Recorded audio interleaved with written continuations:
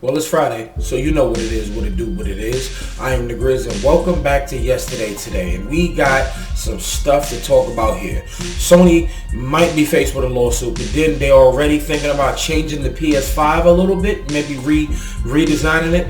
Nintendo just dropped something randomly out of nowhere, and The Division now has a universe. We're going to get into all of this right now. Alright, so let's start off with talking about Division, right? So Ubisoft put out a blog post just yesterday, and they were just telling us that there is a new free-to-play game coming out with the original Tom Clancy developers, Red Storm, and now they're doing a free-to-play version of The Division. Now, it'll be inside the universe of Division. It's not a direct sequel. It doesn't matter if you haven't played the games already. So they're making that, and that's going to be free to play, and it's going to be on all of the platforms, basically, right? But then they released the fact that here's a Division universe with the Division, Division 2, the DLC for Division 2, and some new content that will be releasing later this year. There's going to be a Division mobile. They didn't give us all full details on Heartland or the mobile. And then there's going to be a Division novel. And then here is what's most important here. Well, not most important, but it's most interesting, is now a Netflix film of the Division 2, starring Jessica Chastain and Jake Gyllenhaal. Sounds good. But given the fact that Division is really not, it doesn't really have a face to the franchise, it's easy to just make these two random agents. Honestly, if you didn't know that, if you have Amazon Prime, they have some like small 40-minute to 20 to 30-minute movie, I want to say, of the Division from when the first Division came out, and that was actually pretty solid. So if you could only imagine something with like a Netflix budget and actors like Jessica Chastain and Jake Gyllenhaal inside the movie, that would make for a really interesting movie. But honestly, I see that Ubisoft is going forward with making the Division basically a brand itself. And Heartland being free to play, let's see where it goes. Is it a competitive Division? Is it going to be like a third-person shooter? What is Division Mobile? What's going to be the difference? I'm really, really interested in seeing how they monetize this, because they're going to push out more content for the Division 2 and maybe eventually the Division 3. We'll see. So I'm going to jump back into Division eventually. I absolutely love these games. Got to take a break from the games as a service because the grind is real. But Division, they just trying to cover all ground. So let me know if any of you are like hardcore Division fans. What do you think about all this? In them comments though. Alright, so let's talk PlayStation. So over the years that Sony has basically taken away the ability for people to buy digital games in store. They used to be able to sell codes, but they can still sell DLC and stuff like that, right? But people aren't really happy. Other retailers and competitors aren't really happy because they feel like they're selling it at an 175% inflated rate when they are selling it at competitive stores. And say if a game is on sale, they chop it down to other prices and stuff like that. But Sony, no, they don't have to do that. If they're making it only available digitally on their platform, it doesn't have to go on sale as often, and it's not chopping the price down. But here's what it is. There's something chopped down from Bloomberg, and this is, it says, Sony's monopoly allows it to charge super competitive prices for digital PlayStation games, which are significantly higher than their physical counterparts sold in a competitive retail market. It's significantly higher than they would be in a competitive retail market for digital games. And this is just what the lawsuit itself says. But then a spokesperson from Sony says the decision was made in order to align key business globally. To support full games and premium editions, Sony Interactive Entertainment will introduce increased denominations at select retailers. DLC add-ons, virtual currency, and season passes will still be available. Now, this is actually very interesting to me, just simply because it's just a business move. This is just what it sounds like. I don't have a business degree or anything like that, but I know that Sony, they know that they're top dog. They go, hey, what are you going to do? Just not buy our product? So people are still buying these games. If you want it physically, buy it physically. But in the store, they say, hey, why are we selling it in the store? Why are you going to the store just to buy a digital code when we can cut that down and just have you buy it from my digital front? It doesn't matter. But, you know, it would usually, if they had it in store, they would have cut down the price. And I guess I could kind of see if some people made a feel for that. But this is a lawsuit, so let's really see how this goes, if it actually goes into court. And if there's anything interesting that comes out of it, oh, you best be sure that your boy's going to cover it. All right, so let's talk PS5, right? So You're probably wondering, why can't you get one? Why can't you get one?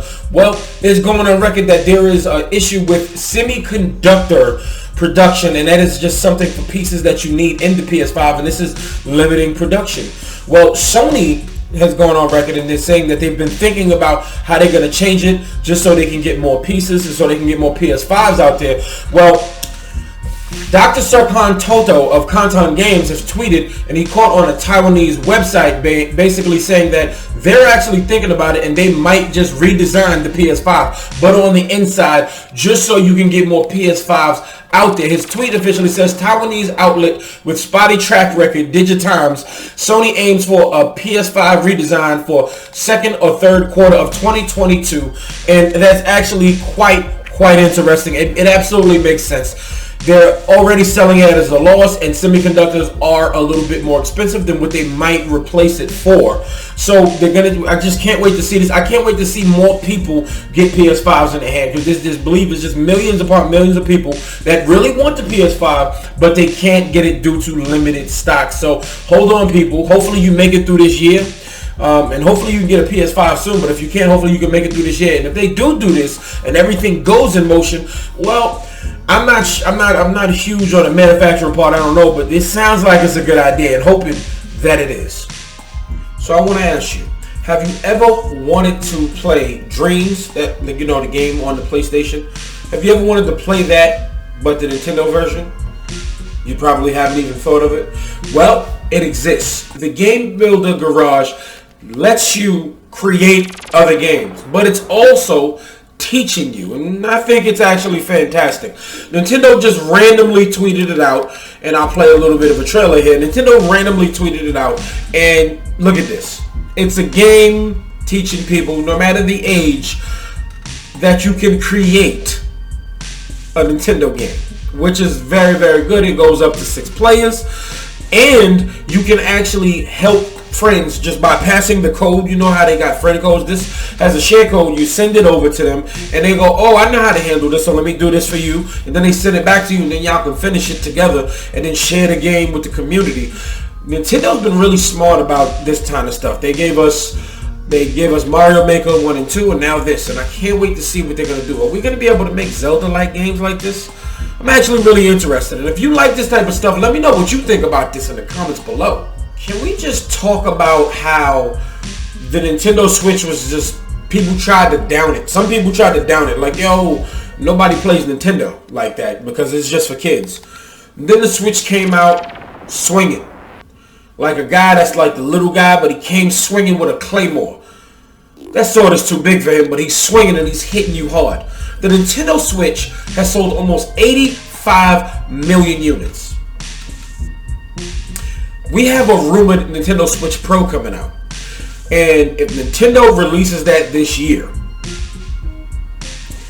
that'll still be in the Switch family. And Nintendo already projects that they're going to sell 20 plus million over the next quarter. That ends March 31st of next year. If that Switch Pro comes out this year, it's going to shoot some stuff up. They got some crazy stuff lined up. They got to 20 some odd million units. Metroid, Breath of the Wild 2. Please, I want that. I would love Metroid because I really didn't get a chance to get into the Prime trilogy. I owned them, but it was GameCube, and it doesn't really age that well, that kind of thing. So I would love to see it remastered on the Nintendo Switch Pro. I could only imagine playing it in 4K. It doesn't really make sense, but I would want to only be home playing the game like that. I don't want to play that on the go because that deserves the 4K resolution. Shout out to Nintendo for doing what they do. The Switch outsold the 3DS. It's now in the top 10 of best-selling consoles. It will be in the top 5 by next year. Insane. Shout out to Nintendo, man. Get your online infrastructure together and give me Metroid Prime Trilogy. Alright, lads and lads, that's a wrap-ola for today. Let me know what you think about all this down in the comments below about the PS5 possibly getting ready to restructure the inside of the system just to maybe ramp up some production. This new Nintendo Game Builder to teach you how to program games. Just imagine people who love Minecraft and Fortnite with this type of tool. This could be something really, really interesting. And 85 million units. I wonder what this means if they think they're going to sell 20 plus million more units between now and March of next year. Seriously, give us the Switch Pro with Metroid Prime and Breath of the Wild 2. I won't complain, I promise. But for now, this video though is finito.